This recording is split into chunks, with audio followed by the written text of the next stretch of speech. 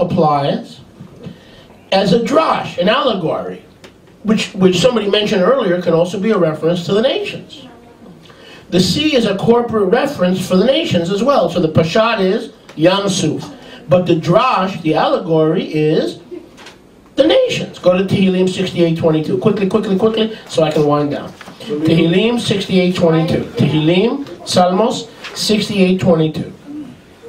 Yahweh said, I will bring back from Bashan, that's Lebanon and north of Israel, I will bring them back from the depths of the sea. So in Psalm 68 verse 22, the depths of the sea are a metaphor or an allegory for the nations. So where does Israel come back in the last days? From the sea in the Pashat, Yam Suf, where we came out from in the days we exited Egypt, but allegorically the depths of the sea in the last days is the sea of the what?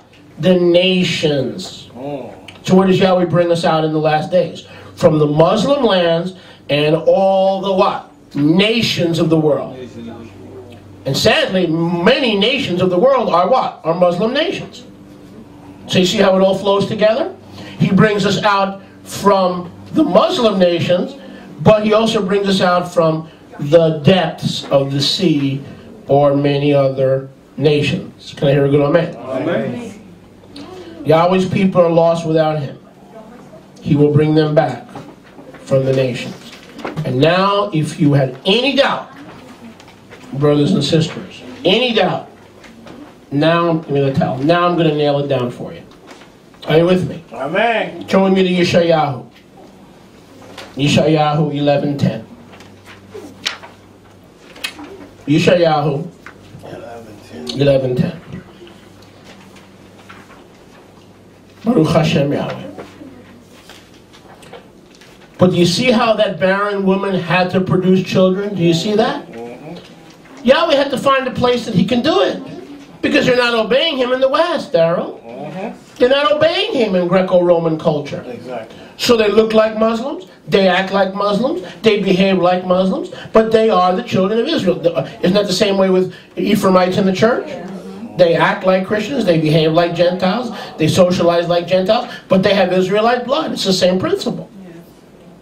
Baruch Hashem Yahweh. Yeshayahu 11:10. I love this. Notice. In that day there will be a root of Jesse, Yishai, who will stand for an ensign of the people, to which shall the nations seek, and his rest shall be glorious. The nations will seek Yeshua. The nations are the Ephraimite nations of the latter days. Stated categorically by Hosea, these are from Muslim nations. Here, verse 10 says, when Yeshua comes, the son of Yeshai, he will stand as a banner of love for the nations, and he will gather the end-time Ephraimite nations back to his shalom and back to his Shabbat, and the rest of the Ephraimite nations, when they find shalom and rest in Yeshua, shall be glorious, somebody. But wait, where do they come from to find this rest? Where do they come from? The very next verse will tell us. Let's see if they're coming only from the United States and the West. Look at verse 11. Yeshayahu 11:11. Isaiah 11:11. It shall be in that day, what day, Chris? The day when Moshiach unfurls his banner of love, and he gathers what? The nations to his rest. When Yahweh sets his hand again a second time. Stop. Second time. When was the first time?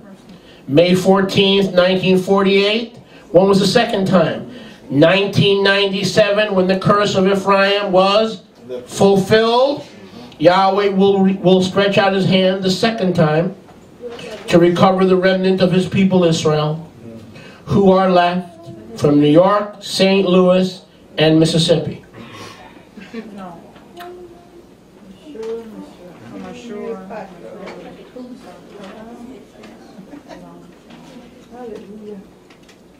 Is that what it says, Brett? No. Something wrong with my translation. No, a little. Now, I'm not saying there aren't Ephraimites in the West. There are. They're in churches. But the Ephraimites in churches cannot fulfill the barren woman bearing many children. There has to be another group of Ephraimites who are multiplying, and they went into the east. Make any sense? Watch. He will gather, he will recover the remnant of his people when? The second time, from Ashur, Assyria, Mitzrayim, Egypt, Pathros, Cush, Elam, Shinar. The Hebrew word for Negro is Cushi, Cushite. Elam, Shinar, Hamat, and the islands of the sea. Let me help you. What is Mitzrayim? Egypt. What is Pathros? The area around Egypt. Where is Cush? Sudan. Is there a Holocaust going on today in Sudan? Are there 1 million Christians being slaughtered in a Muslim country? There are your Ephraimites. And the reason the Sudanese Christians are being annihilated is Satan knows they are having 3 and 4 wives, and he wants to stop physical multiplicity. There you have your underlying reason for the persecution and the ethnic cleansing of Sudanese Christians. Because Isaiah 11:11 says, from Sudan will come the sons of Israel. In the east, in the east, in the east, in the east, from the sea. The sons of Israel are going to come out of the sea, from Egypt, from Pathros, around Egypt, Cush, the area of Sudan, Ashur, Assyria, that's India, Pakistan, Afghanistan, Shinar, that's Iraq, Babylon, Elam, Iran. What an irony that some of the people in Iran have Ephraimite blood, and they have 3 and 4 wives. And the barren woman is having more children than the married woman, and the married woman is following Torah. The barren woman is not following Torah because she has a divorce, and she never did follow Torah, but she's being used as a surrogate wife to multiply and fill the nations with the seed of Israel, even though she's still a whore. Now she just changed lovers. Now she's involved with Jesus and Allah. But she's still a whore. That second sister wife is still a whore and hasn't come back. Baruch Hashem Yahweh. Check this out. Elam is Iran. Hamat is Syria. Hamat. H-A-M-A-T-H. Syria. This prophecy in Yeshayahu 11:11 coincides with Hosea 11:10 and 11 perfectly. That the exile will be from Muslim lands. We cannot contradict Scripture. Scripture cannot be broken. And so there is a scripture that talks about the sons of Ephraim in the west. Where is that? We'll close with this. 1 Kings 14:15. Scroll down or go there. Do whatever you got to do. 1 Kings, Melachim Aleph, 14:15. Melachim Aleph, 14:15 as we close this message. The mystery of the barren woman and the 2 houses. My. One of the reasons Yahweh destroys the end-time beast, what does he say in Revelation 18? Gilead 18. Come out of her, my people. My people are in Islam. Hello. Not just the church. You know, we twist it in the West. Come out of her, my people. You got to get out of the Baptist church. No, you don't. Babylon is where Babylon always was. Where was Babylon? In the east. Where will the sons of Israel come to Yahweh in the latter days? Banim Mayam, from the sea. What sea? Hosea 11:1. When Israel was a baby, I loved him. I called him out of the sea. He walked out of the sea on dry ground. Then he went into the sea of the nations. In the end times, the first time is the Jewish people in 1948. The second time, starting in 1996, I will give you a list of all the countries from where Ephraim is going to come. They're having a lot of babies for me. They don't look like Ephraimites. But then again, what does an Ephraimite look like?